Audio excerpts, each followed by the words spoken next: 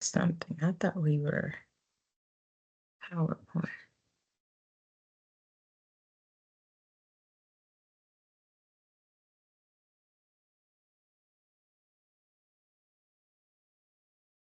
That's what I thought.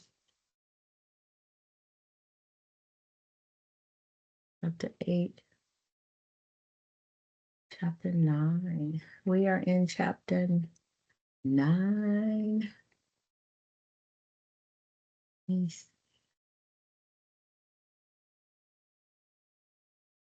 We are still, I'm going to give everybody just a few more minutes. We got 12 people coming in. It's 7:30. I'm going to give the class like 2 more minutes and then we're going to go ahead and get started. Because as I stated, I know a lot of you need to leave early today, which is completely fine. But I will continue to do the full class. That way it's being recorded and you can come back and view it later. I do want to just reiterate chapter 7 and chapter 14 will be the only chapters that will not be in your test because the last week of class we start chapter 14 and your test I will post it the previous week because it will be due. It has a due date on there. It has to be done. There's no exceptions because grades have to be in. I also want to talk to you. Um, I'm just looking at the numbers. We are March 2nd, and we still have a ton of students that has not posted work, and you need to go ahead and get all your assignments post. Those of you that have not posted because you haven't done it for whatever reason, you're going to risk your assignment being late and getting late points out of it because we've had more than enough time for you to kind of get your groove in this class. And so it's imperative that you post and post on time, which helps me not have to grade 1,000 papers at one time and ensure I'm posting and able to add feedback on your papers and stuff like that. So that is the most important thing for me, being able to offer continuous feedback. And the only way I do that is everyone posting on time. And so, as I always state, that if you need some help, I'm more available to help you because I want us all to be successful. The 16 people are coming in, but I want to make sure that we are posting on time for your assignments. Um, Good morning from Texas. Good afternoon to all of you. Happy Ramadan to everyone that's coming in.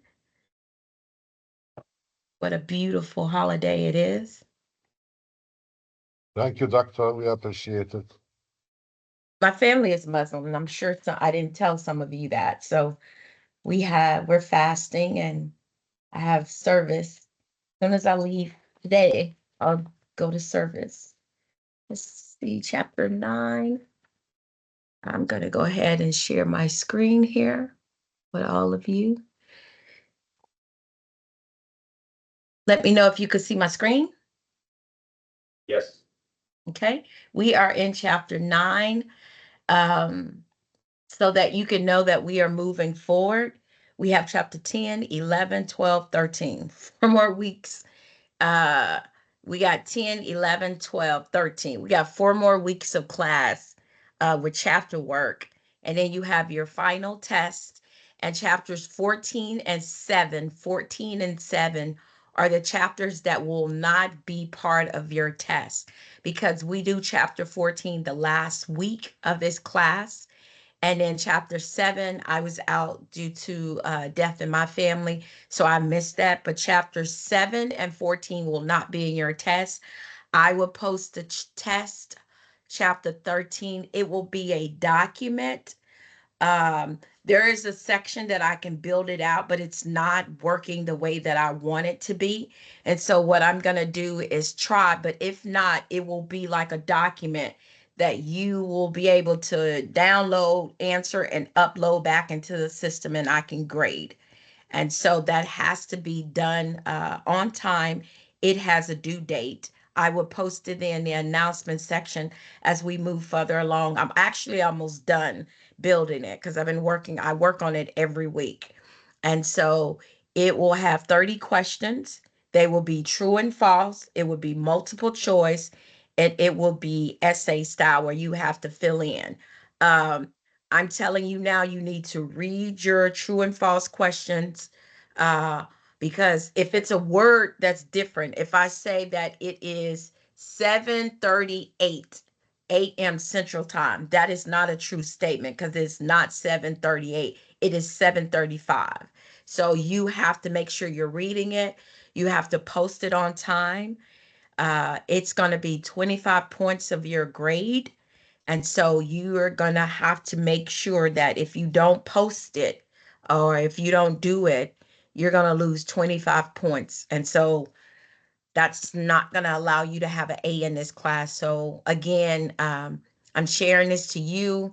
This is being recorded so that people that are not in class today will have access to this information. It's very, very, very important that you post it, get it done on time. It's very important that you're up to date in all of your assignments thus far. Um, I'll pull up the syllables real quick because we are really, really far along. We only got 4 weeks left in this class, and I still have people that don't have assignments posted, and that's having an impact to your grade because you will end up risking not getting a really good grade, and I don't want that for you. So I cannot stress again how important it is that you are up to date on your assignments. If you have any questions, you need to ask um, so that I can ensure your success for this class. Does anybody have any questions before we get started? Yes, doctor. What is the allowable time for the exam? You'll have like 2 weeks to do it. It's not Okay. going to be, it's not a time restricted, which is why I'm posting it a week before. But you have to. Uh, and I'm really thinking about not necessarily doing a essay questions. That's because people get into debate about it. And I think I'm just going to keep it very simple, but multiple choice, true and false. That way we don't have that back and forth and stuff like that. In fact, that's what I am going to do. It'll be fill in a blank. I need to take some notes here, so forgive me. So it won't be essay style. It'll be true and false.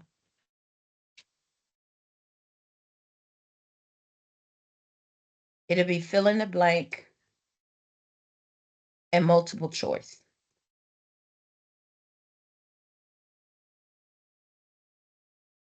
And 30 questions. And no chapter 7 and 14. All righty, let's get started. So chapter 9. Can you guys still see my screen? Okay. Chapter 9 is probably one of my favorite chapters in supply chain because it talks about the warehouse material, it talks about handling, and it talks about packaging. Chapter 9 is also, as we start to continue to move along in this section, it is part of, let's go back up here for a second. It is part 3 in the book of supply chain logistic operations. So supply chain logistic operation, it had a section focused on inventory. Inventory is how much product do we have? As you guys know, I always use this bottled water because I just drink a lot of water. And it also has chapter 8. Chapter 8 was focused on like transportation. How do we get this bottled water to the consumer? And not just from the raw plastic that it's packaging and the liquid water that Coke puts into the bottle. How do we get this bottle of water packaged up on the truck? The truck drives it to the warehouse. From the warehouse, it's dispensed in North Egypt and West Saudi Arabia, here in Texas and in Virginia, right? How do we get that? And that's what this chapter is talking about, with transportation and the local trucking companies in your area that delivers that water to your house if you place an order. And then it also talks about chapter 9, which talks about the warehousing, the material handling, and the package of it.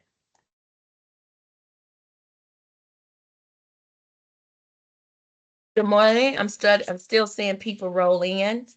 Happy Ramadan to everybody. We're in chapter 9. I know that people have to leave a little early for prayer. I will continue to do this session. It will end at 9:30 my time. So those of you that have to drop out early, you will be more than able to come back and view the recording, because again, this chapter is going to be on your test. Now, with chapter 9, it talks about strategic warehousing, why effectively logistics systems should not be designed to hold inventory for extended time. And that's true, right? We don't have inventory sitting on shelf for 12, 15, 20 years when it comes to goods and services that consumers like you and I purchase. So it's not to be held for an extensive time. There are occasions when inventory is justified with service and cost. It may be like holiday season in the US. Like it has, like in December, they celebrate a Christmas in the US. It may be for like Easter is coming up in the US in April. So they have like that type of inventory. So they normally buy it out of season as a buyer so that they can have it in stock at a proper time. So they may buy, like when I was at Walmart, I seen some of those buyers they call specialty buyers for specialty holidays, except for holiday, because that's a big like buyer product time. So for like the Valentines and the Easter and the Halloweens, those are US holidays that they celebrate.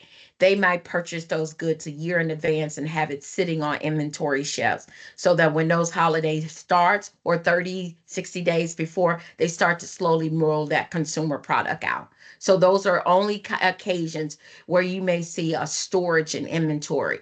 But storage has always been an important aspect of the economic development. As storage was performed by individual households forced to function on self-sufficiency.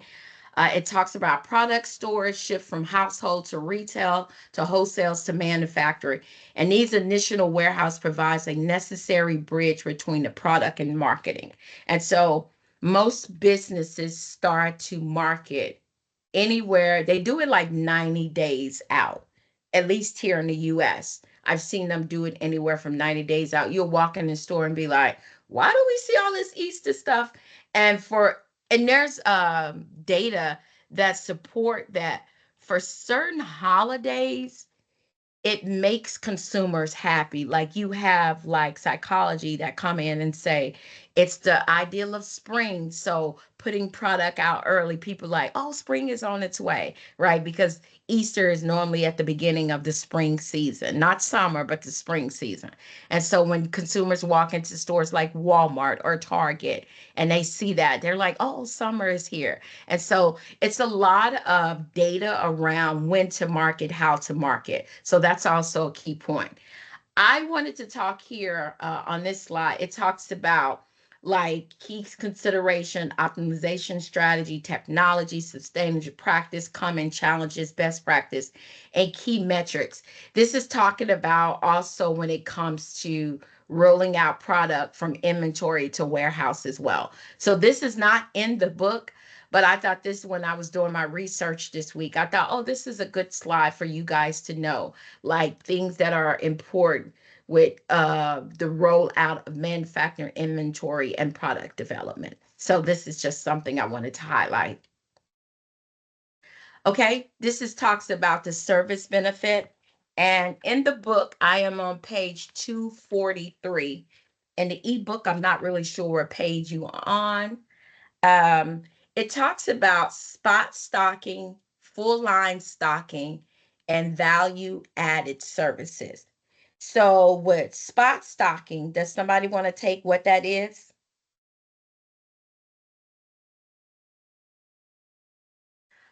Hey guys, it is important that you guys also participate in this as well. I know it's probably really early. It's really early here, so I would like for you guys to be really engaged. I don't want to, for 2 hours, just do all the talking. Yeah, So, I think spot stocking is stocking some certain items, but not the full line, but some items that are needed in the very near future. yeah, that's on a larger scale. That's exactly what it is, and it's also typically used to support customers' requirement. Um, is everybody, do you guys still have access to your books? Yes. Okay. Yes, Okay. doctor. Okay. It also referenced as a temporarily or a flex space stock for high season product items. So we just talked about that.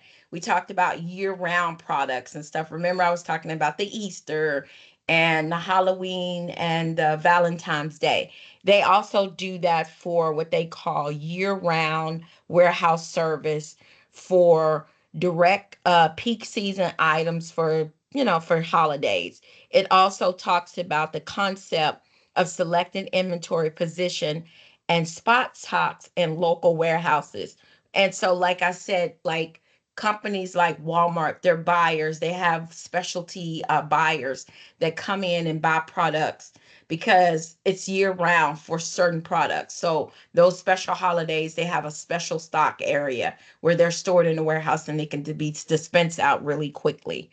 Um, Four line stock is traditionally used of warehouse by manufacturers for wholesalers and retailers to stock product inventory, combination, and anticipation of customer order. Typically, retailers and wholesalers provide inventory assortment of multiple products from different manufacturers. An effort for these warehouses to provide a one-stop shopping capability for good and manufacturers. And so what this full line stock is, like, you may have one area in Egypt that house all your specialty items. So instead of it having to come from the north and the west and the south, it's housed in this location because it's a better location for everybody to gain access to dispense west, north, east, and all of those areas. So that's what full line stock is talking about. Next, it's talking about the value added service and value added service, which is a VAS.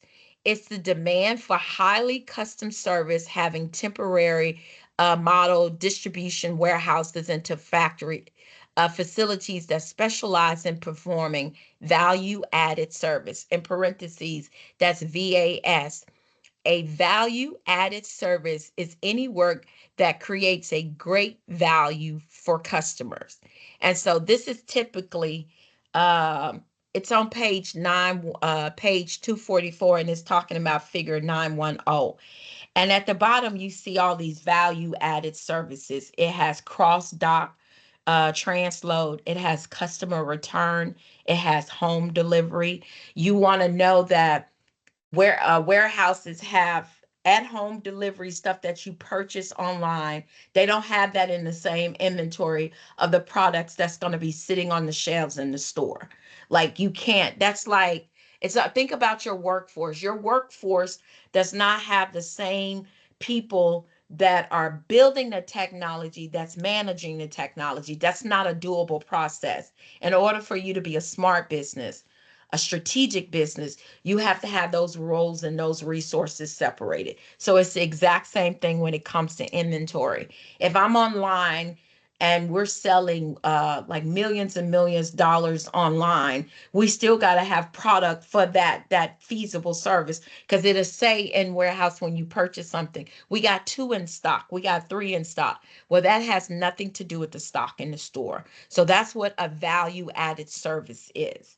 It also talks about in-trans merging. Uh, Walmart would be an in-trans merging where they have that same inventory feels from store to store. We don't go from the store down the street and take it and ship it to the store across the street. They use that same in-store inventory only for in-store. That's another value added service. Then they have laboring, they have lost costs, they have mass customization and propose. They have order fulfillment, pack and pick, which happens in the store. They have pool distribution, and they have things like specialty packaging. You may want to buy something for someone's holiday, and they have special packaging for their birthdays and different things like that they can do in the distribution center and send it to you. That's why they ask if this is a gift when you're purchasing it. And then store support slash direct store delivery. All of those things are value added services.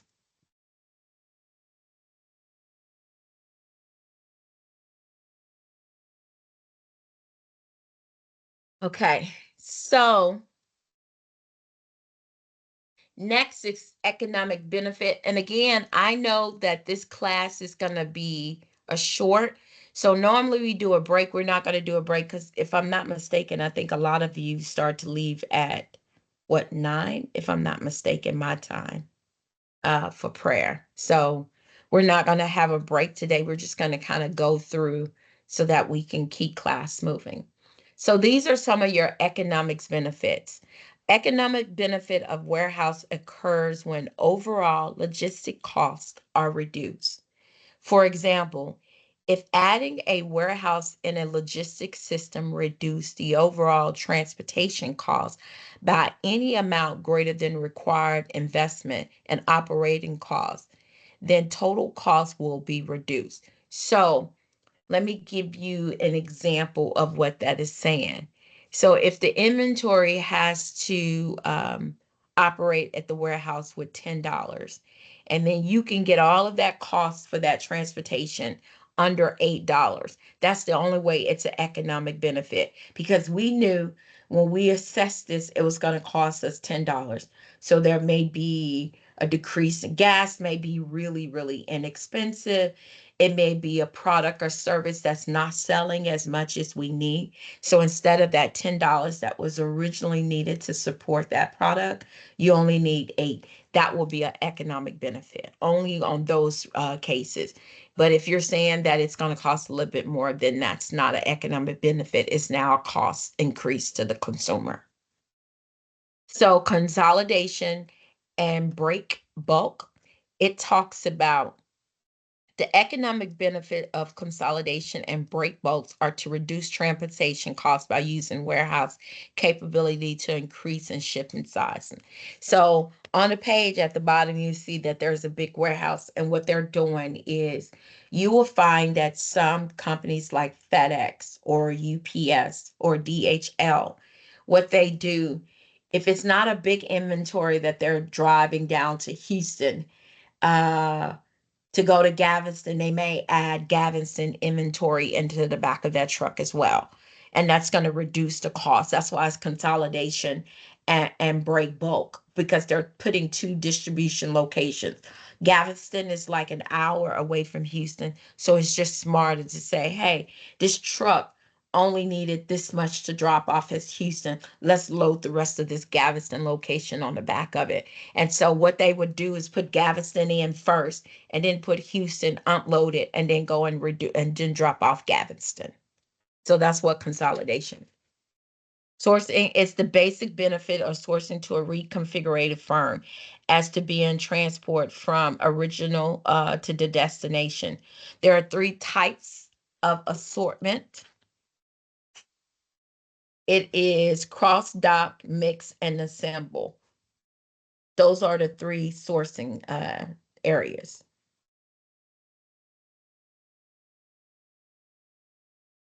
And for cross dock, it is to combine inventory from a multiple origin into a customization assortment to meet the needs of a specific customer.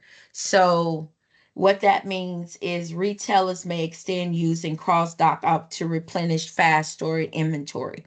So this bottle of water is selling way faster than they originally thought it was going to sell. So that would be an example of cross dock, making sure that they can load more water to be delivered. Next of the assortments, it talks about mix. Mix is used to perform a location between ship origin and destination. And typical mix operation, truckloads of products are shipped from the origin's location to the facility. These inbound shipments are planned to minimize inbound transportation costs. And then a final assortment is called a symbol. It is most commonly used to support manufacturer operating. So a product or a component are assembled from the various of second tier supplies as an assembly location in close proximity to the warehouse. So what that means is there is, I have a Peloton bike in my office here, and I ordered it assembled because I could not put it together. And so this bike came in already assembled. So instead of it being in the box, like they have it stored, they have a facility close by where they're already broke down and already put together. They load it into a specialty truck and deliver it to my house as is. And consumers pay an extra cost for that. Next is season storage. We kind of highlighted a little bit about that earlier.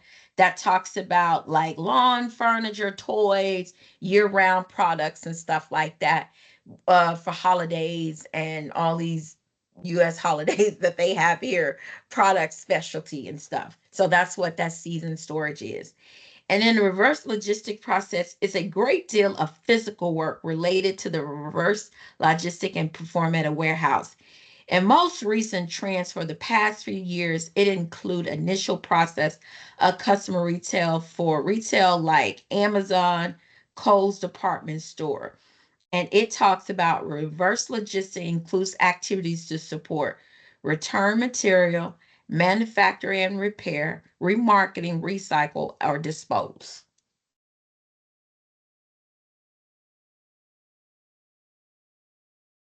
And that is important when it's come to design and reverse flow of products that do not sell or accommodate the recall. So we all know that reverse logistic process happens.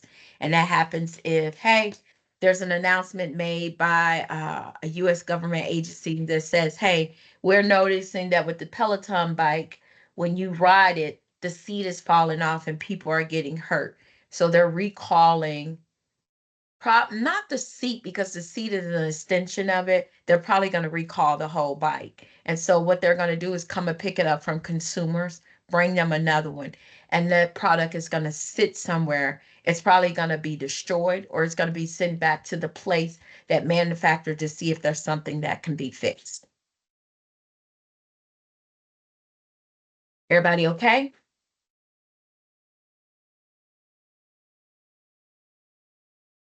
Next is warehouse ownership arrangement. And when you think about warehouse ownership arrangement, it talks about private, public contract, and network deployment. Private, of course, is the warehouse is owned. It's operated by the enterprise that own the manufacturer, handle, and store it. Companies like Walmart, Amazon. Public is warehouse and contract. So those are smaller businesses usually, mom and pop stores. I own a warehouse, and your items are housed here so we can get it on the truck and ship it out. That's our contract deal we have with the Targets and the Kohl's. And then of course contract warehouses, which is a customization extension of a public warehouse, combining the benefits of private and public. So my contract may be, instead of me building a warehouse in a small town, there's already a company established there and they house our products for us. So they're 100% in contract with us. It's similar to a public, but a public may have multiple customers. And normally big facilities that are building, that's what they do. Their whole thing is warehouse space. So they may have Amazon, they may have Target, they may have Kohl's, all of it in different areas of the warehouse. And they have, like, you're walking into the Walmart area, you're walking into the Amazon area. They only house those brands in those particular area.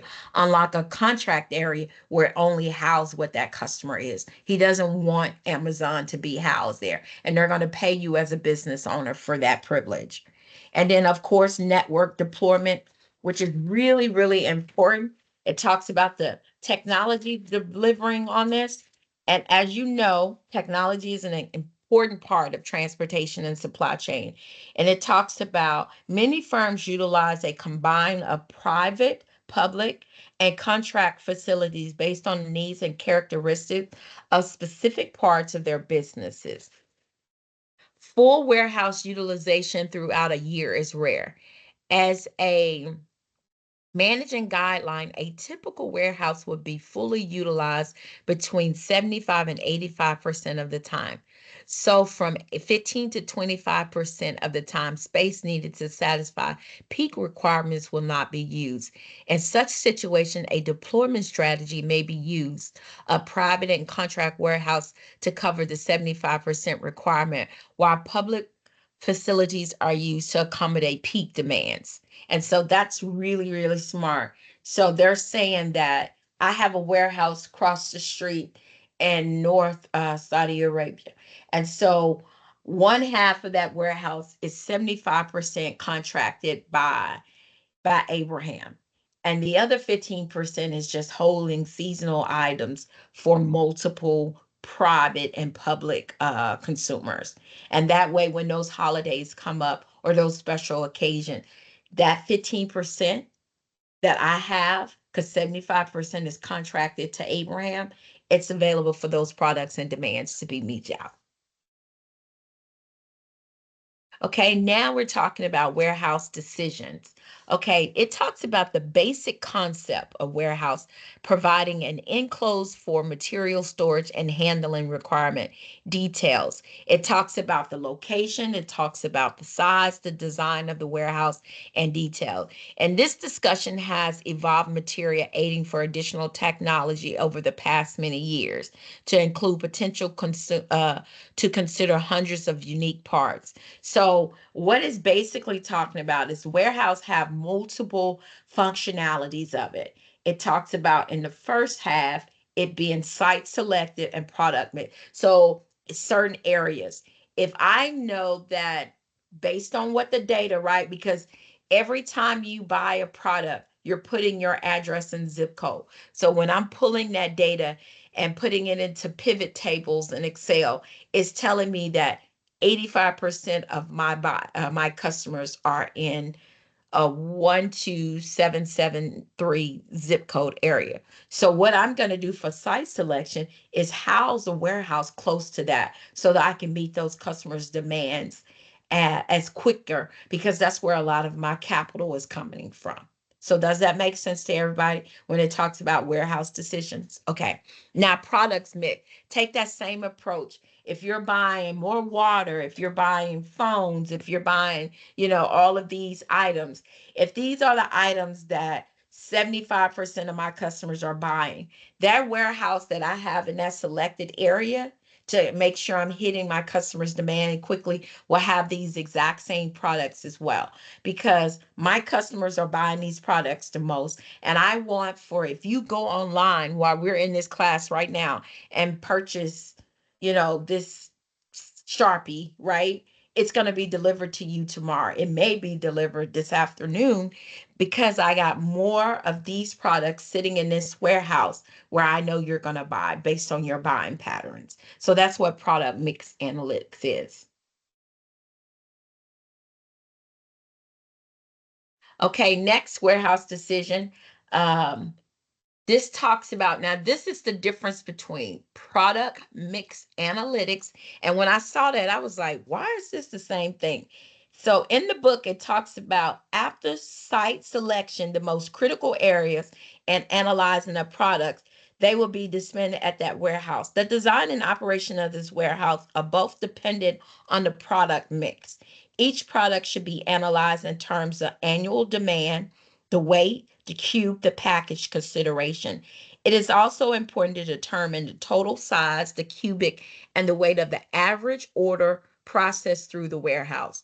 Now, the difference between product and keep an example, product mix analytic does not, but this is a dash between that. And it's an important part of analyzing a product that will be distributed through the warehouse. The design and operation of warehouse are both dependent on the product mix. Each product should be analyzed in terms of annual demand, the weight, the cube, and the package. It's also important to determine the total size, the cube, and the weight of the average order to be processed through the warehouse. This data provides necessary information to determine the warehouse space, the design, the layout, the handling of equipment, operation, process, and the control. So that's the difference, because one is focused clearly on the products and the data, and the other is talking about the warehouse as a product. So remember the difference between those. And then the design. The warehouse design must consider product type and moving characteristic. Three factors to be determined during this design process are the number of floors to include in the factory, a cube utilization plan, and the overall product floor install. So it's talking about the sourcing of the warehouse. So again, this chapter is basically, it's not just a warehouse. People think it is, but it's not just a warehouse, because you got to think about it. It has to certain weights. It has to certain determination of cubes, product mix. It talks about cold storage, expense storage, all of that. That design is considering all of that. So on the in the book it's 252, but in the ebook you're probably seeing like a little person sitting in the middle of a warehouse, and all of that is part of that design process to make sure that this box can sit in this space and hold the products and service needed, so that when we have people, grabbing it by hand or grabbing it by machine and moving products on top shelves, because that in warehouse you store the heaviest items at the bottom in some warehouses, and it goes up. But then you got to realize that if your high demand items are at the top, you're going to be constantly going down. So some warehouses has it facilitated where they have the heaviest, probably 3 shelves off the ground, and the items that are listed lowest. And so that warehouse needs to be built to be able to store that type of weight and size and dimension without someone getting hurt, without product falling off the shelf, and with having the right forklift person being able to go up, pull that product down, deliver it on the floor, and keep everybody safe. So that is an integral part of the warehouse, making sure everything is stored successfully. Next talks about handling. And of course, we know handling is it's just basically driving the design in the warehouse. And then the layout, we just hit on that. The layout of storage areas of a warehouse should be planned to facilitate product flow. And that's the most important thing you need to realize. A warehouse has to be able to facilitate the continuous movement of product in and out of the warehouse and keeping everyone safe. Okay, next with warehouses, this section was massive. It talks about the size. Again, we just talked about helping warehouse establish the size and what products did you put on the bottom, what products do you put on the top. All of that is an implement part. And then expansion, future expansion of giving warehouse should be considered during the initial install. So I'm building a warehouse. I build it for 1,000,000 square feet, but I'm only using 50,000 square feet. Again, depending on how you're going to facilitate that warehouse. Is it going to be a private? Is it going to be a public? Or is it going to be a combination of both private, public, and contract, right? That's the conduct and the network deployment. Are you going to have different warehouses for different business store? So you need to be thinking about that 5-10 years from now. You need to be thinking about, because in 5 to 10 years now, is it going to be more brick or more mortar? I think it's going to be more mortar, because we are moving away from people driving to stores now. Consumers are busy and life is short. And so it's easy for me to be working out on the phone and ordering tissue paper and go and pick it up, right? Pack and pick, or it being delivered to my house the next day, depending on what your needs are as consumers. And finally, it talks about warehouse operations. And basically, it's talking about once the scope of giving a warehouse is determined, managers' attention focus on establishing the operation. The primary warehouse function include product handling and storage. The objective is to efficiently receive an inventory, put it away into storage, move while storing when necessary, assemble into unique customer order, and execute customer shipment. And that is basically what the warehouse is for.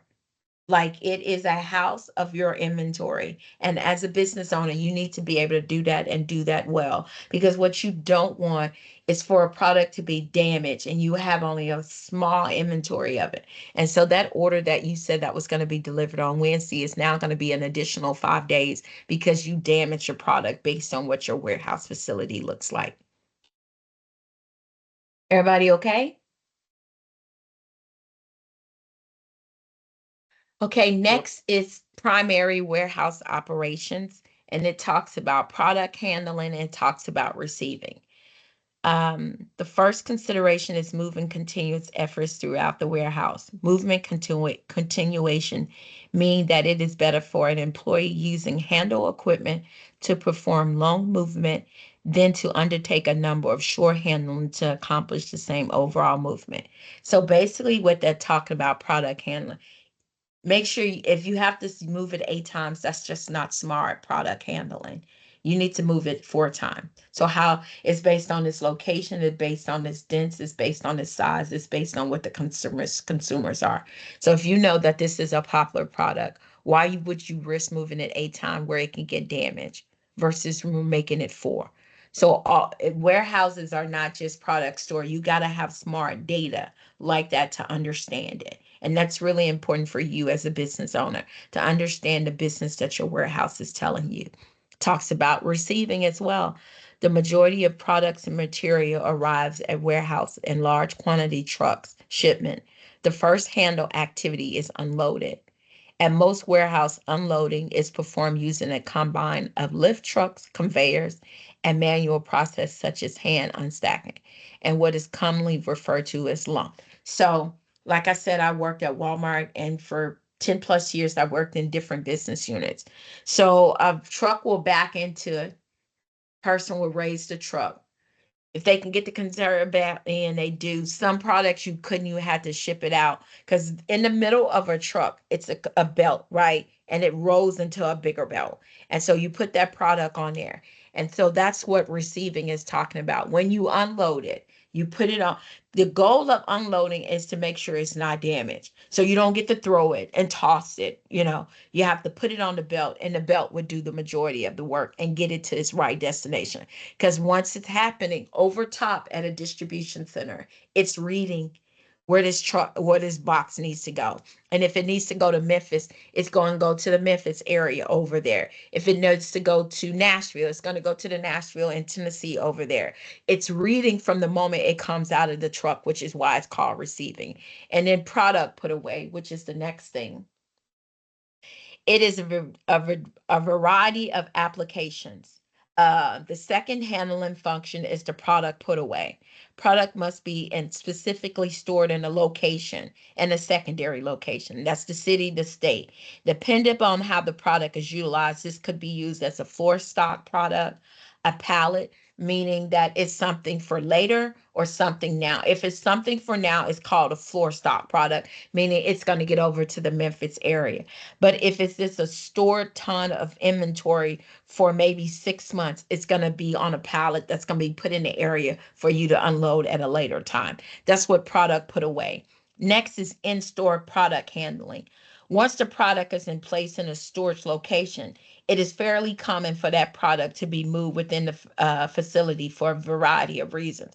One reason could be the replenishment of an active storage location with inventory originate. The second one, the next could be the replenishing the amount based on how much is needed, a good indication of the bin size in the warehouse. And finally, it talks about it is moved in a critical area to storage for replenishment. The example that they're given in the book, a warehouse may have similar products from quality to quantity on hand that enable the product to be a combination in some of the common storage area.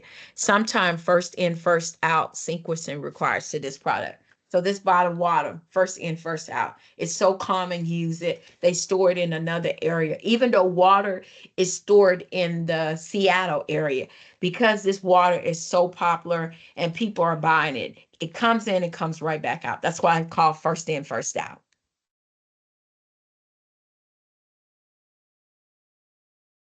We talked about order packaging here. It's once the primary handle operation within the warehouse is order packing. The order packaging process requires that the material, the part, or the product be grouped to facilitate the order assembly. That's basically, you're buying it, we're shipping it out. Shipping, of course, consists of order verification, outbound transportation, equipment loaded, and compares to receiving. Shipment must use accommodation to relative low volume material or mixed product, thus reducing the potential of economic or scaling. Order reflection includes the review and the audit of a product to ensure order accuracy. And so what that is that I place this order of water. They want to make sure it gets to me. So my job as a consumer, because it'll have you verify your address. And then it'll say, are you sure this is your address? Still, I don't know how we miss it as consumers. We still sometimes get it wrong and be like, oh, it was delivered to my neighbor's house. Now, if it's delivered to your neighbor's house just because whatever reason the guy on the Amazon truck couldn't read the address, I don't know. But as a consumer, it's your job to make sure you're putting the right address in. That's why the system will go back and say, hey, I get it all the time. I live in a new community here in Texas. And so I'll put my address into something and it is send me back and say, hey, this is the address we recommend, which is the exact same address. And they're like, hey, just verify. And I'd be like, yeah, that's the address, right? So it's things like that when it comes to shipment.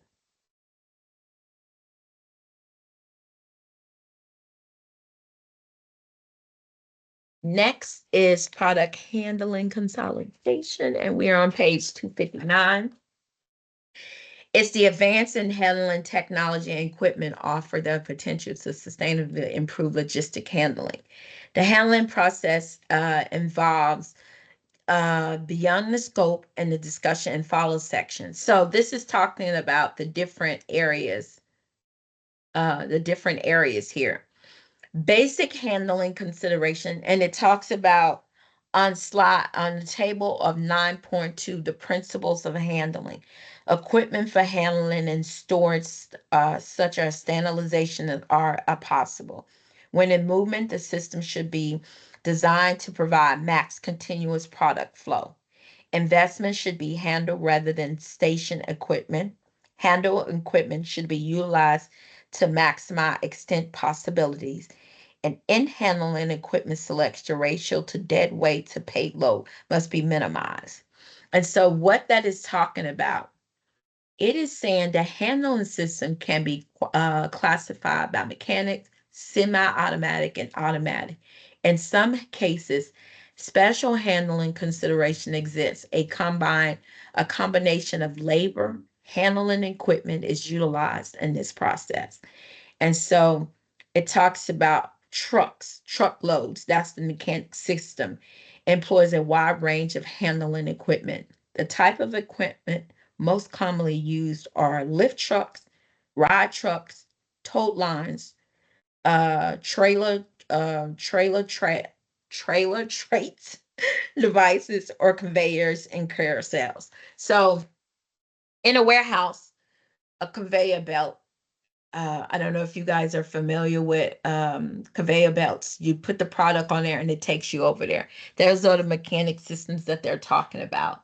And next, they're talking about lift trucks, conveyors, and carousels. Carousels are the things that go round and round where you may take product off for because it has multiple, like the carousels that we had in Walmart, they were massive, right? Massive. And so some may have like Tennessee, so it'll have a Tennessee section. You take all the Tennessee. It may have an Arkansas, you take the Arkansas. It may have a Tennessee, right? Because Memphis, Tennessee, Nashville, Tennessee, it may have all those different things, Mississippi and different things. So those the big carousels that I saw at Walmart. Next, it talks about robotics. It talks about automation guide vehicles. system typically replace mechanic towed trucks and trailers. The efficient difference is AGV are automatically routed, positioned, and activated without a driver. And so those are in the warehouses. I'm just going to raise my desk up, guys.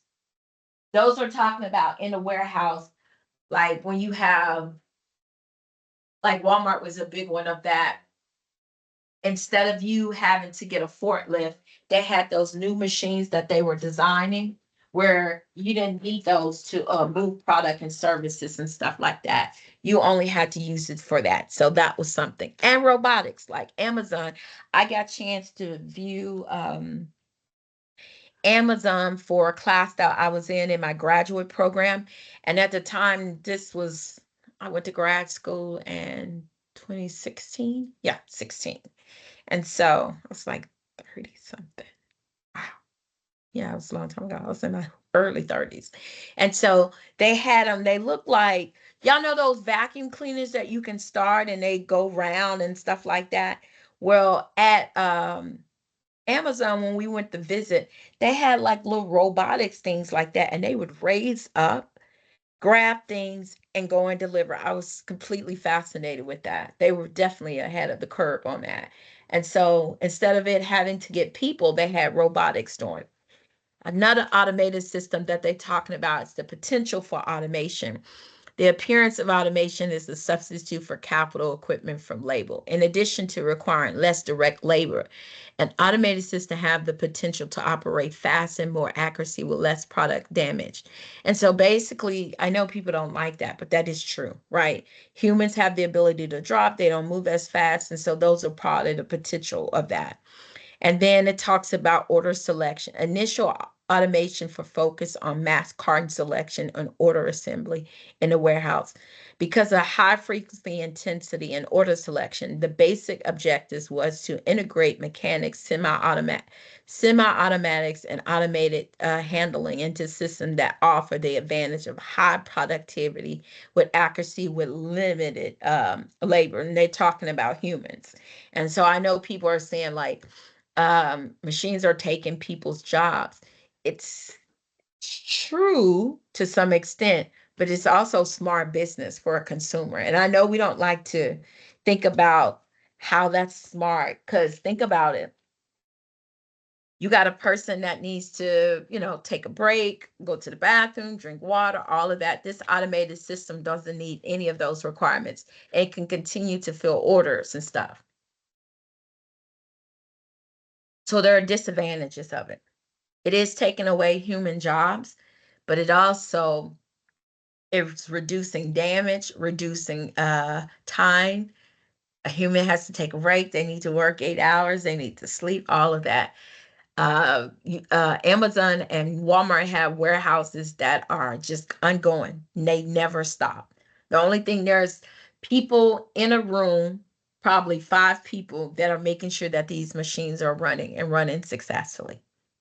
So that's the disadvantage of automation. It really is. Next, I've moved to page 264. This is, of course, e-commerce.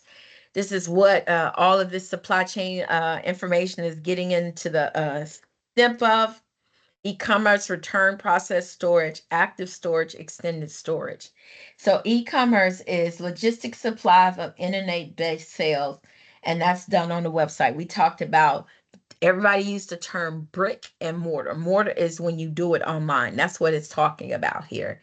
And so it talks about, this section identifies 2 areas that have grown the importance over the past many years. And particularly when COVID-19 hit, we saw a massive extension in e-commerce here. And so logistics supplies with e-commerce is the internet-based sale versus a traditional website. Recently, more commonly referred to as mobile device place, has special demands and firm fulfillment strategy.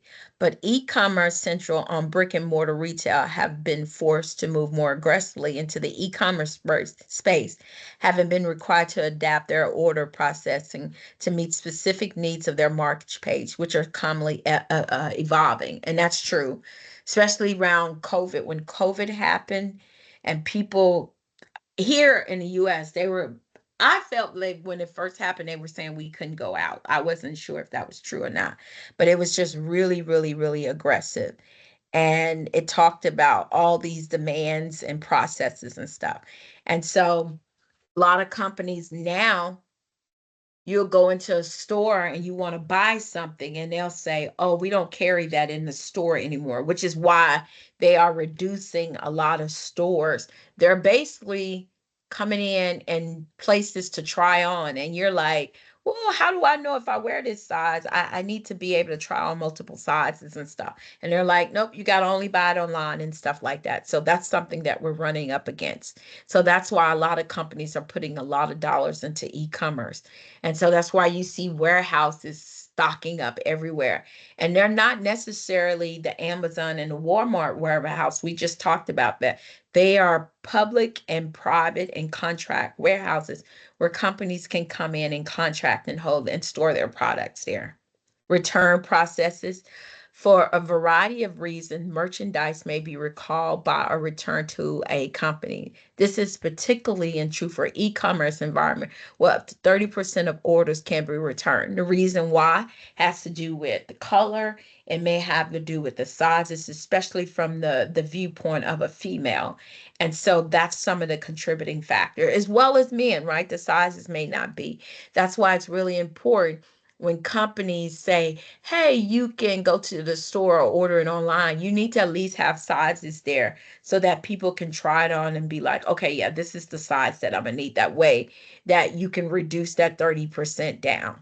That's why it's important when they're returning, you kind of get the data on why it was returned. Next is storaging.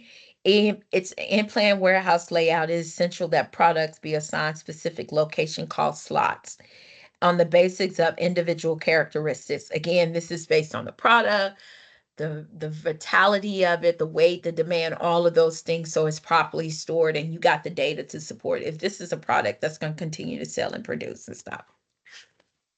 Next is active storage. It's regarding the inventory. Most goods can be stored for at least a short period of time. Storage are based on inventory's replenishment. It refers to as active storage. Active storage must be provided significant inventory to meet the forecast demands of a service.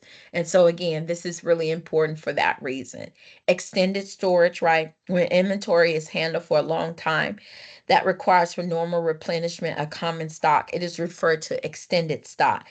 In some special situations, storage may be required for 7 months prior to store shipment. Again, we talked about early with special products around the holidays in here. Next is secondary warehouse operations. This is talking about the accuracy, the auditing. It talks about the security, the damage, safety, inventory, and maintenance of it. Okay, one secondary, when it comes down to secondary warehouse operation, it talks about one secondary but critical important warehouse function is maintaining the accuracy of a product on hand. And so if you say I got 12 bottles of water and you have to describe them, and I place this order and it's a small bottle of water versus a big bottle of water, it's important for inventories to make sure it's accurate and audit information. So you need to make sure that you're checking to make sure what you say you have in storage is actually what you have in storage. It talks about the warehouse necessary to protect against theft, right? And that's really important. That's typically the security procedure. And then damage, of course, when products come back. And not just when they come back, but when they're being housed there as well, making sure that those products are safe, which again costs a company like me. I'm a consumer of it, but I'm also the business owner, making sure that product is safe while it's in the warehouse. That's why they talked about that earlier. If a product can be moved 8 times, you need to remove some of those touches so that it's only removed 4 times to reduce the amount of damage that can happen. Because the more you move it, the more damage that can be there. Safety and maintenance, accidental prevention and concern in the warehouse. And that's just talking about it being safe.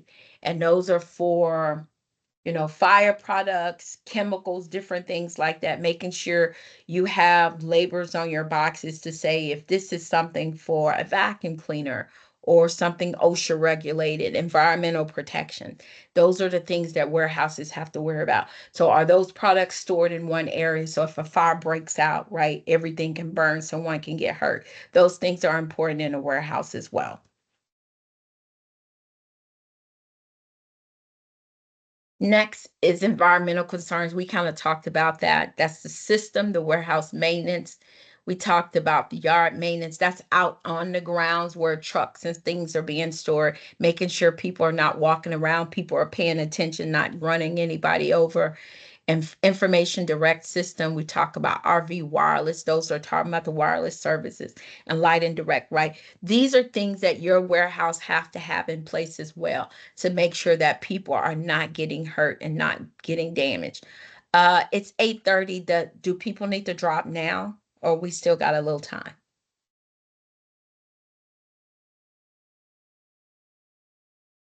I believe like we have still 15 minutes. Okay, 15 minutes. Okay. Like I said, when all of you drop, I'll still be going through this so that you can come back and finish watching this. Okay, so environmental, I'm trying to move fast on this. This is the packaging process here. And again, packaging perspective, like I said, this chapter was focused on warehouse transportation and packaging. And so the consumer, the industry, the mass carton, the contamination, the utilization, the unload, right? Packaging is so important.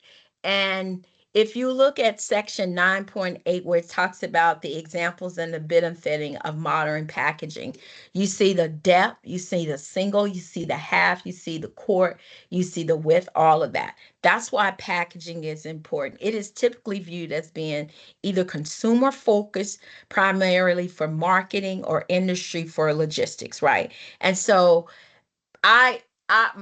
the economic class that I teach, guys, this is the book. It's green. I love the color green. Like, this packaging is so nice to me. And so as a business owner, your packaging, you're not thinking about, oh, this is going to cost me that. You're thinking about what the consumer is, because we first, right, as a visual learner, as a visual person, I see something, and when I see the color, the vibrant of it, that's where I be like, oh, this is nice, right?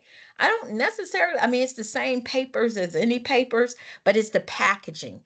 And so packaging perspective is really important to smart companies, because again, companies are organisms, right? They're constantly changing and growing, and they're taking the data from their consumers to say, hey, I want to buy something that's packaged well, not just for it to be pretty, but for safety reasons, of course, right? This water is nothing if it doesn't stay in this bottle. If I go to the grocery store and every time I pick up your packaged water and the water is running because these bottles are cracking, it's not a good packaging. And so you have to think about that well as a consumer. So this is what that packaging perspective is basically talking about. It's talking about how it's designed for a consumer.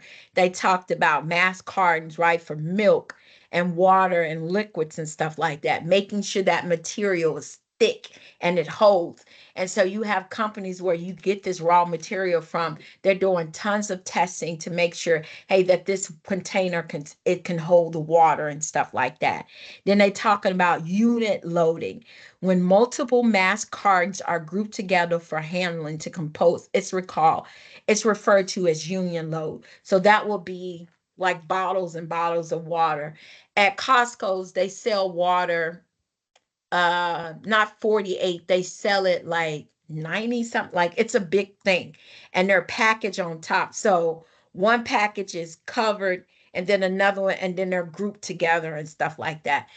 They sell very well for a lot of people because of how well they're packaged. And they do that with their juices, they do that with their milks, And they do that with their eggs and stuff. So how things are mass packaged and stuff is really important because consumers want to be able, they're not going to drink all that water in one time. So they want to be able to store it in their garage or store it in different areas of their house where they store those things to make sure the life cycle is feasible for the consumer. So that's what mass carton is.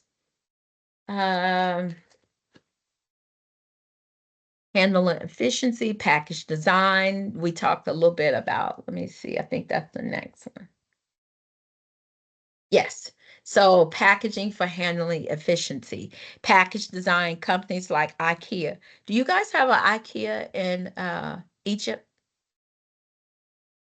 Yes, we have in Egypt and in Saudi as well. Oh, that's awesome. And so they talk about this is a Sweden retail of unassembly furniture, emphasizing the Q maximization. So their specialty, IKEA's specialty is saying that, hey, this box can get in your car, right? And get home and it's not this, but like a lamp, right? So that's what their specialty is. They're all about package design. And so in the book, it talks about in its most common material, like foam, peanuts can be maximized simply by reducing box sizes. IKEA, the Swiss retail for unassembly firm, emphasized Q maximization at the point of its shipping pillows, vacuum cleaners, and unpacked items. IKEA used a cubal minimization package strategy to successfully compose in the US, even though the company ships furniture from Sweden. Its specialty is saying that it doesn't matter how big the product is, we can get it in its smallest, simpler form to ship directly to the consumer. That's their superpower. And so I can't think of the last time I've been to IKEA. It's not one too far from my house. But if you go into their restore, everything is set up and all you got to do is purchase it in a box. Like you rarely get to purchase an idle assemble in an IKEA because their superpower is saying, hey, you can come in here and buy a product in this simplest form and get it into your car. And when you get it home, it's a big table. So that's what their specialty is. Talks about utilization, the process of grouping mass cartons into one physical unit for material handling or transport is referred to utilization. The concept informs the concept includes all forms of product grouping, from taping two master cartons together to the use of specific items used it for unloaded. And so this is another example that we just shared about like IKEA. They are masters of doing this. They saying that, hey, I can get you 1,000 of these phones and you can get them packaged and shipped into your house. And it's based on what their specialty is. And so for them to say that's a strategy for us as a company, somebody sit in a room and say, hey, people love IKEA. Hey, because a lot of our products are made in Swiss and sent to the US, and we have a few factories that we use for private, our specialty is going to be able to mass contain and package these items. So that's really a smart strategy. And then rigorous devices and then flex devices. That basically is talking about how they have a box and on one side, you have a product with foam tape and peanut, and on the other side, you have a product. And so that's part of their packaging strategy. And you know what I find interesting? And I want to know what you guys think. Have any of you ever thought about that a company would have a packing strategy to ship products?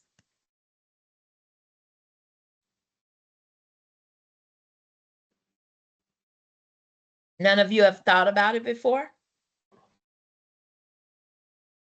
I think all the shipping companies now have some kind of technology to optimize the size of shipments. I think. Yeah, I'm sure Yeah. based on what IKEA is saying, because IKEA is saying that they have they have a chief strategy officer who spends his days looking at packages to ensure success in packaging and shipment to the US and outside of the US and Europe and other countries. And their whole job is to make sure that they can do that. So I'm sure they're using technology. I'm sure that they're going to these facilities and asking these questions why people, people at the warehouse is not just in the warehouse shipping boxes, right? They're being strategic. They're working with internal resources to ensure that these things are happening and they're being packaged successfully. So it's really brilliant if you think about that. Yeah, and I I think it think might have. it's not only the packaging, it's the design, how to make the product can be disassembled in a certain way or certain sizes that is uh, um, reasonable for uh, human beings to handle it. Absolutely. I think it starts at the design phase, Hmm. not necessarily in the packaging phase. That's a good call out. I agree with you. I Muhammad, you were was gonna, saying something? yeah, I was gonna follow up on what Menard said. It's basically like I'll take this example, like the desk that I have in front of you. You can customize it when you order. You can have it with a different color top, or you can have it with wheels and the bottom, or stationary things. You can have it with a drawer, without a drawer. So if you custom the package, where you have the flexibility to mix and match based on the customer order, especially in a company like IKEA, that will give you a strategic advantage to be able to accommodate multiple configurations. So in the warehouse, you have this is where the wheels are, this is where the drawers are, and then when the order comes in, you pull up this particular drawer, this particular top, this particular frame, and you put it together, and you have what the guest orders. So like you said, yeah, it begins with the design. Hmm. And also modules. If you have modules that you can add this to this to this, you can come up with a final product based on module. Yeah. You know what? I love that perspective because I never thought about it that way, right? I buy something, and the way they ship it or the way that I receive it. I never thought about the thought of being able to get 100 pieces into that box so that when it gets to my house, I can put them all out, follow the design, and put it together, right? I never thought about that process because I'm the person that pays extra to have it already assembled because I know that's not my strong suit.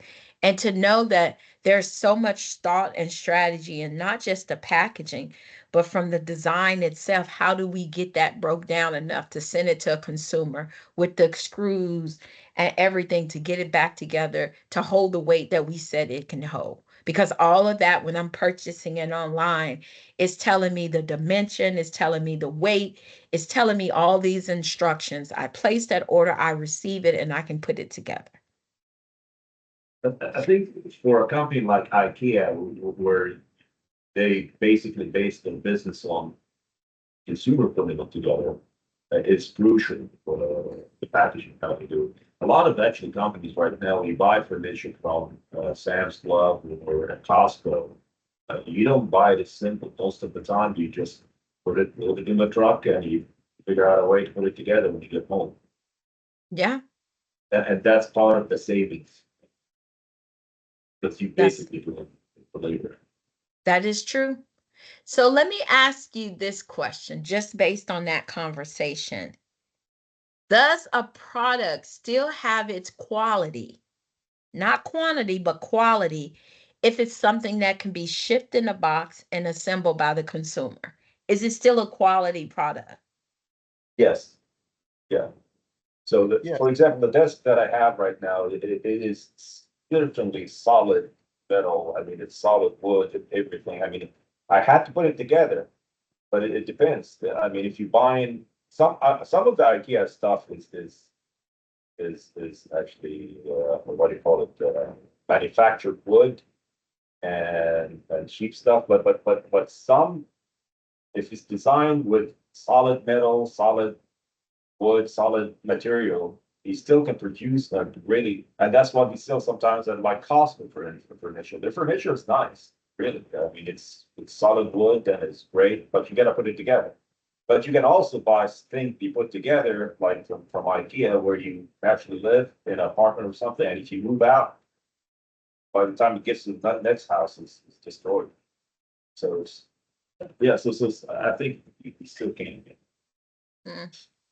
Professor, yeah, I agree. As the colleague said, if it's furniture or something heavy or big, it's, in my opinion, okay. And IKEA is working on that and many other brands. But if, for example, this is a mobile phone, tablet, or other device, I don't think that the quality will be same. I mean, for some more easy to do things, it's maybe okay, because they send you instructions.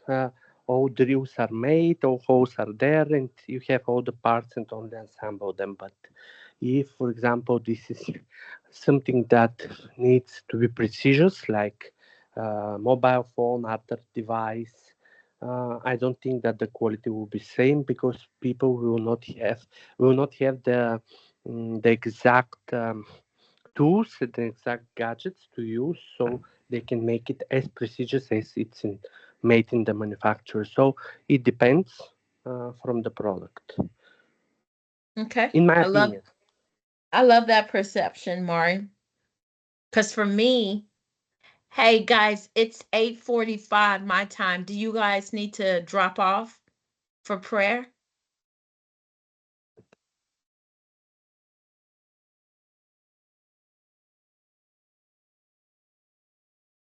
I can't We hear are anybody. Are we still good or we are good in the United States. I don't know about the other guys. okay, just let me know because again, I'll finish class, but so all of you can go and stuff like that. And first, I want to apologize. I kind of know that I rushed this chapter. I just wanted, because again, this chapter will be on our test. I wanted to kind of highlight some things. And so forgive me for going through this chapter kind of fast and stuff like that. But we can continue this dialogue. Um, so I have two perspectives on that. I don't know if they're necessarily right. So but I'll phrase it like this. When I was younger, I thought any furniture that could be put together in a box was not a good quality product. That's what I thought, right? Again, this is when I was younger, didn't understand.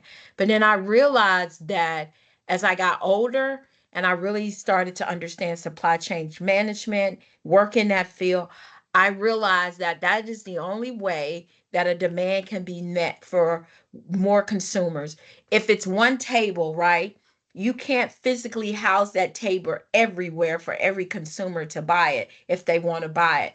So it makes more sense to be a smart consumer and to be able to break this product down and have it put into a box or shipped in pieces, be put together once it gets to its final destination because of that simple fact. And so now I realize that a product can still have its quality if it's broken down and shipped through that. Because if you think about it, unless it's made across the street from my house where I can go and buy it, most products are done that way.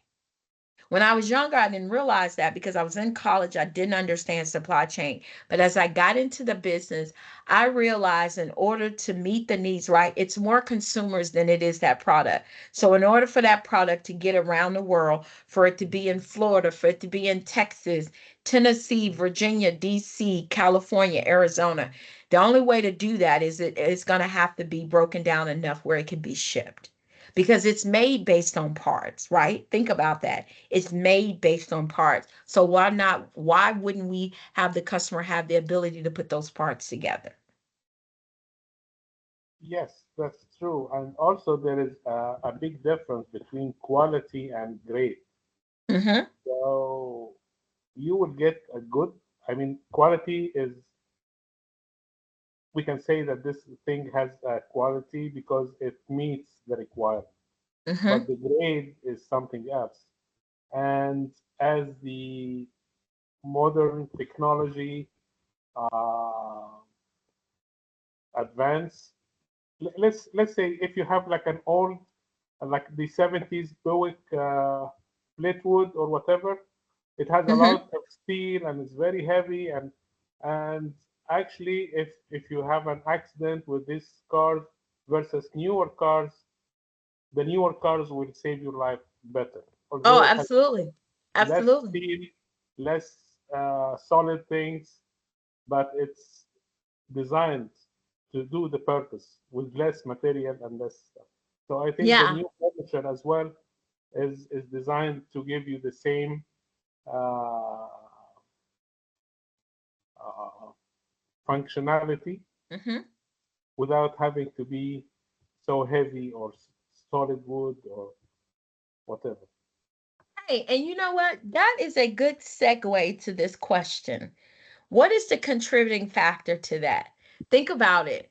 Has the raw material from 20, 30 years ago, is it not the same raw material, or have we found a way to make that door on a 1965 Chevy compared to a 2024 Tesla? Like, what's the difference in that? Is it the product?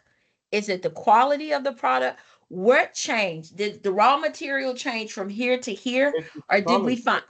It's the technology. Mm, It, it is also the design and safety requirement. Probably with the wrong mindset, you can think maybe a very heavy door or a heavy metal car that when it doesn't get damaged, when it get an accident, might be a good thing. However, the impact is going to your body versus a car that crumbles and get completely destroyed in the accident, but because the vehicle absorbed the shock, so mhm, it actually protects you. So it's a mhm, different mindset. So some people get upset. Oh, look at this car got destroyed in the accident. Well, if it didn't, you probably would have absorbed the entire shock, and you would be, mhm. it's you got to understand the mechanism and what's the purpose why this car got crumbled like the way it is. That's a good, thank you, Muhammad, for sharing that, Yeah. because it is different. Like I have my mother's old car. It's been passed through our family, right? And my brother had it redone. And when we went home, I was able to bring it back. And so I drove it yesterday and got out. It was beautiful. I just needed to get out, ride a little bit. And I park far away because I don't want nobody at the doors or anything like that. I saw uh like a food cart roll, right? And it rolled into, like, I think it was it looked like a Tesla. I'm sure it was a Tesla. And it hit the door, had a dent in it.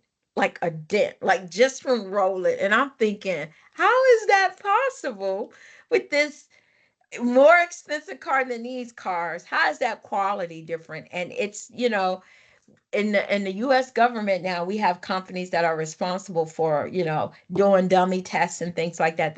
You see the commercials where they're testing the car and running it against and stuff.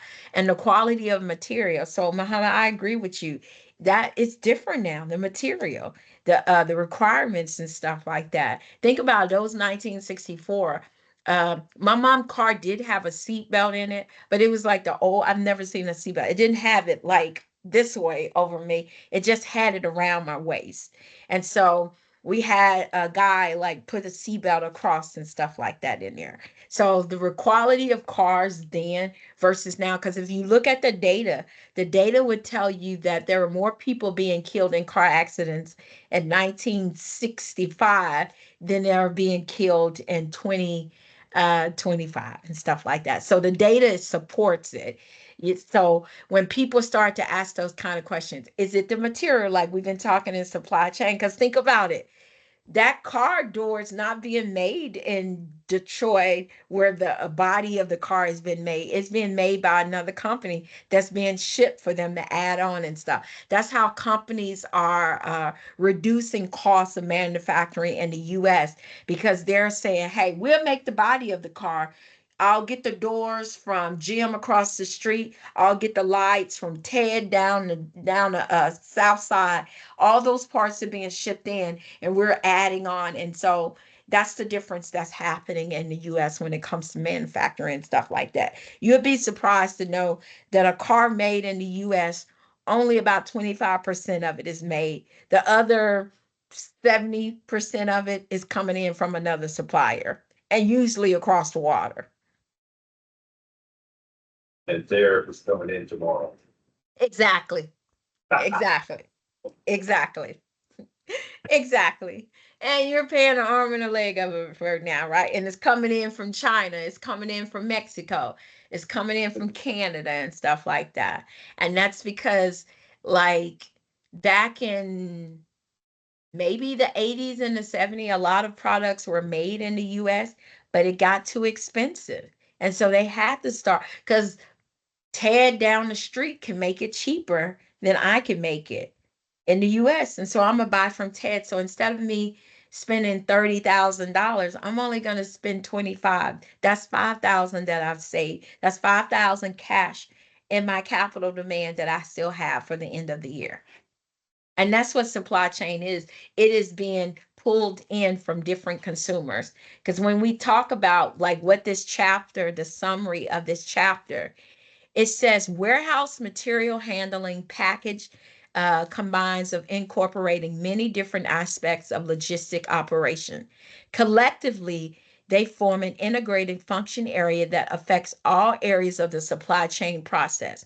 While the role of the warehouse has traditionally been to stock inventory, contemporary warehouses involve a broad range of perspective now, from an economic to terms of service benefit. Service benefit includes spot stock, full line stock, value added service. Economic benefits include consolidation, breakdown assortment, season assortment, and reverse logistics. The perspective of warehouse is changed from a traditional store mission facility to now be an implement part of the supply chain facility. Warehouses are classified now as a base of ownership. A private warehouse is operated by an enterprise that owns the merchandise in the facility.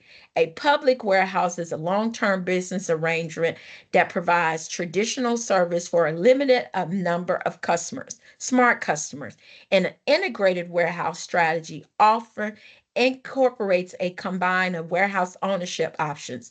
There are numerous management decisions and planning and initiating warehouse operation, including the site selection, the design, the product mix analytics, the expansion, the handling, the layout, and the sizing. Distribution centers and warehouses are no longer just your typical warehouse facilities.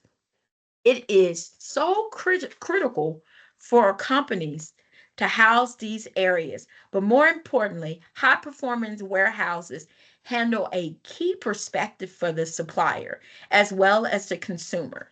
The extension of warehouses for prizes, cross docks, consideration break bulks, extended storaging, facilitate balanced supply and demand spectated. It is very common for warehouses to have so many significant combinations of activities and extended storage that companies are now housing them in multiple areas to supply and hit the consumer's demand. In the next 10 years, the demand for warehouses and supply chain management will increase by 15% in the US alone, with these products and demands across Europe and other locations seeing a 25% increase. Do you know how insane that is? That they're saying that the demand for warehouses are going to increase so much that across where we buy, exchange with China and Canada and Mexico, they're going to see a 25% increase. And guess what? It's only going to be less than that in the US. So that tells you that it's smart business to get some space, build a warehouse so it can be housed there. Any questions?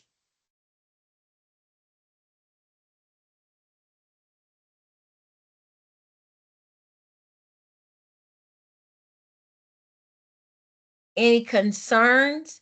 Because these are the study questions and challenge questions for this week. And this was a really, really good chapter. Yeah.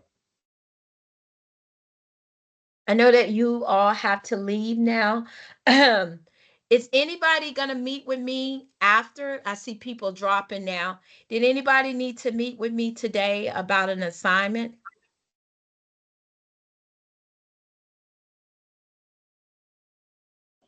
Okay. Yeah, yeah. Hi, hello, Professor. Hello. It's me. Yeah, it's Wafa. Wafa, do you need to meet with me after? Yeah, indeed. Okay, we can meet after. I'm still here. We got through chapter 9. Again, I just want to emphasize that chapters 7 and 14 will not be in our test. I will post a test week 13, and it will be, again, like I stated, it'll be true and false, multiple choice, and fill in. And it will be 30 questions, and you will be able to download it, fill it out, and then upload it and stuff like that. Please make sure you're current and caught up on your assignments. You will start to see that if you're late with your assignments, you will lose points because, like I stated, we are in the end almost of this class. And so we've all had more than enough times to get caught up and really understand the expectation of class. So, doctor, is it like 25% on the exam and 25% on the assignment? Well, then what it'll be broken down. So if it's 25%, because the class is 100 points, all of your assignments and stuff will be the other 75 points to give you 100 points for that class. Okay. Even though everything is 100, that's 75%. And in the grading section, I have that broke down on your syllables. That'll be 75 points. So if you get all of your assignments, that's 75 points. And then if you get your test and make, that's 100 points for the class and stuff like that. So that's why it's important that you post on time. Like I stated with your questions, some of you are doing really, really good on your questions where you're adding to it and using examples. And then some of you are leaving 1 point. Like I've stated, your questions should be at least 25 words. It should not be. It's in the syllables. And if it's not, then you're going to see me say, and hey, your grade is this and this is why. That's why I said it's really important not to wait to the last minute to post your assignments. You need to post them every week. I normally grade assignments like this afternoon. I'll start grading and be up to date on this class with your assignment. So if you post it, I've graded. And then some of you I've said, hey, you're getting this grade on your questions because you're not giving me more information on them. Discuss illustrate economic justification for establishing a warehouse. That question is going to be more than one word. Supply chain. Nope, you got to go into the detail. The description of warehouse is an implement part of meeting consumers' demand. So making sure the stock and inventory location, all of that is part of that answer. And that answer needs to select that and be shown up in your answers. Okay. And you guys, I know you can do it. If you need me, I'm here. I pride myself on answering all your emails and responding to your questions. I've given some of you a little end of time, and I appreciate you not taking advantage of that and getting all your answers and questions in at a decent time. I will grade those assignments today. For the rest of you, have a blessed Ramadan. Take care of your families. And if you need me, I'm here. Thank you all so much. And Thank you, I will Professor. hold with you so we can talk through any questions that you have. If anybody else need me, all you got to do is message me and say, hey, Virginia, I have questions, and I'll hold to 9:30 in here. Thank you, doctor. Thank you. Thank you. Have a good week, everyone. Be safe. Bye, guys. It's so good seeing all of you. I'm here to Bye-bye. Thank 9:30 if you you. need me, Have a though. great rest of the day and wonderful week ahead. Thank you, Martin. I appreciate you so much.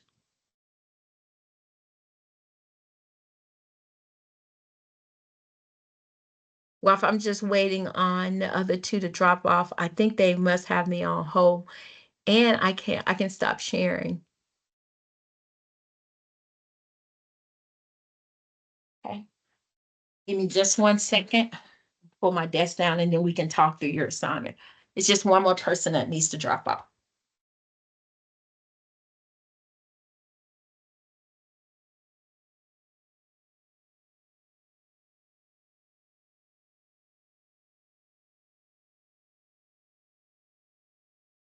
Okay, so I'm gonna pull up your assignments here. Yeah. Hello. Hello, how are you? Yeah, I'm fine. I'm so sorry. I didn't. I don't know if you have to put my camera. I'm not well dressed. That's why.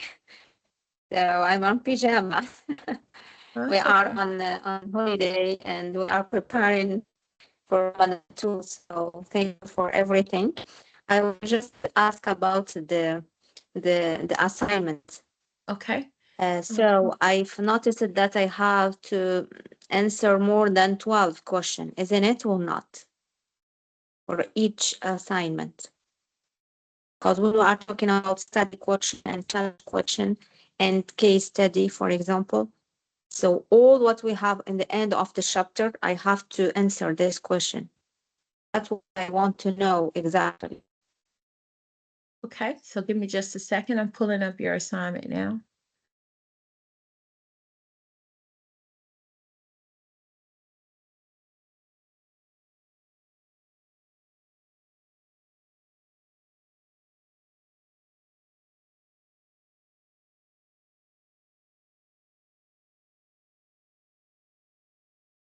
All righty.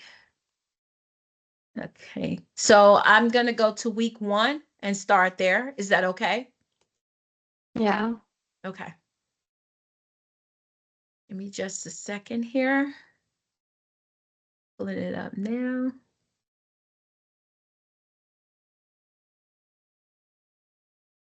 Okay. Okay.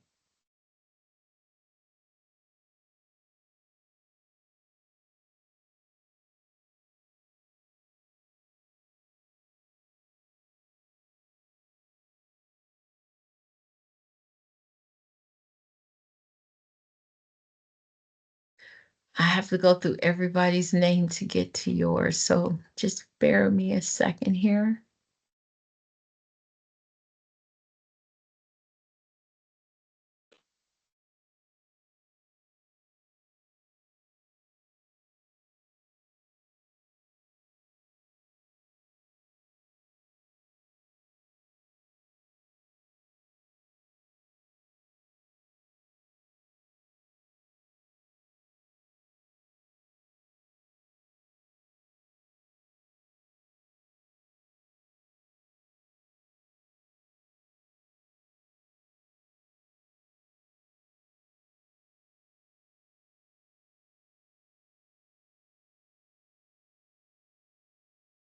Give me a second. I'm just going through I have to go through everybody's name. So.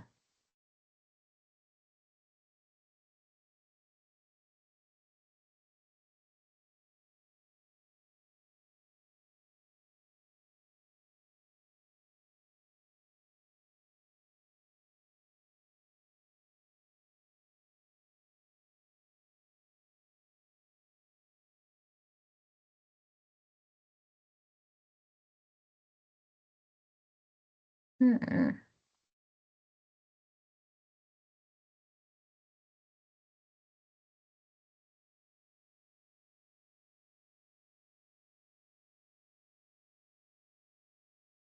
Okay.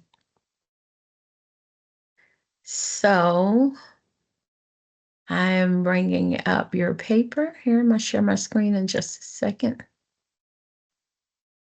Okay. Share.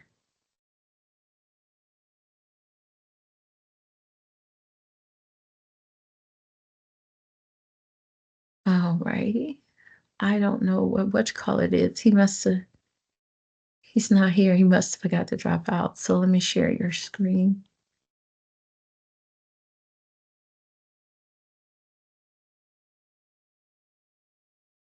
So I need just to know exactly if it's good. And after What's I'm good? Your gonna do assignment? not my assignment. Is it really I have to answer all the challenge question and Yes. study question? So here's your study question. This is your first assignment, right? And you did that right. Yeah. But you I did not didn't do all the questions because Yes, you did that right. I didn't be sure that I have to do all the questions. You do. You have So to. that's why. And you have to, let me pull up the syllables so that you can see that, because you also have to do for the first 3 weeks for chapter 1 and 2. You have case studies 1, 2, and 3. So you have Okay. so here, your questions are here. That's right. And you did them Mm. right. You need to continue to do it the way you got it. You have the questions, you need to fill it out, all of that. That is correct. So that's correct. Okay. Okay. Now you have to do the case study. And Yes. Yeah. We have case study for the first week and second week, I guess. yeah, you have the case study for the first, the second, and the third week. And then after that, you only have to do the study questions. And so I Okay. want to show you the syllables because I have examples of, I have examples of your syllables here. And I have, Yeah. so are you seeing the screen where I got the syllables up? Yeah. Yeah. Okay, so you see case study, right? And it has to be an APA format. So let me show you what an APA format paper looks like because I gave you examples of that. This is my own personal paper from grad school a long time ago so that you can Mm-hmm. see. Tell me if you can see my screen. Can you see my screen where I have Yes. example? Yeah. Okay. So you can see here, see how it's not written in a paper. It's not written in a question format. It's written in a paper. So you're going to take those questions and you're going to have an introduction section, recommended changes. And so you see where I have things highlighted. You do not need to highlight. I only highlighted so you can see the examples because your paper should include reference. And so you see where I got these 4 references throughout the paper where I'm using, you should use your book, of Yeah. course. I use my book, but then other things. And I'm highlighting what references are. So here where I said change management is defined, right? I took what change management is because I'm saying what recommended changes do I have for recommend. So I'm telling the reader what recommended changes. And then I have it in highlighted. When paraphrasing your reading, you do not need to include the page number. So I'm telling you in my own words, taking what I read and telling you what change management is. But this is not an original thought. So I had to highlight it. When you take a direct quote from a statement, you see why I took this directly from the book. Although immediate wages increase for employees must be feasible, enhanced benefits provide in-house management training could enable employees to develop their skill and advance their career. I took that directly from the book and put that in my paper. Your paragraph should have 5 paragraphs in there, and that's what a paragraph is. It's see 1, 2, 3, 4, 5. You got 5 sentences, and that's how you write a paper. And so your case study should be written like that for all of them. Mhm. Yeah. But my question is for references, it's only for study question, study case, because for the book, we will have to answer from the book about the study question and challenge question. Perhaps for Yeah, challenge questions. the study questions should be the questions and the answers, just and written in the format that you got it. The case study is the only thing you write in APA format. Okay. Yeah. Okay. And I got it. I'll give you a few more weeks to get all of that stuff caught up. And I'll grade your Yeah. papers as you can get them done. Yeah, I pull on one for the first week, but I think I'm gonna do this case study and continue for the question, and I'm will pull it again. Okay, Okay. so I'm gonna do my best for to catch up. Thank you very Okay. much for your You're time. very Thank you. welcome. Of course. Yeah, Thank thank you. you. Have a happy Ramadan. Have a good week. Yeah, Okay. thank you. Yeah, Okay. thank you. Bye. Thank you. Bye.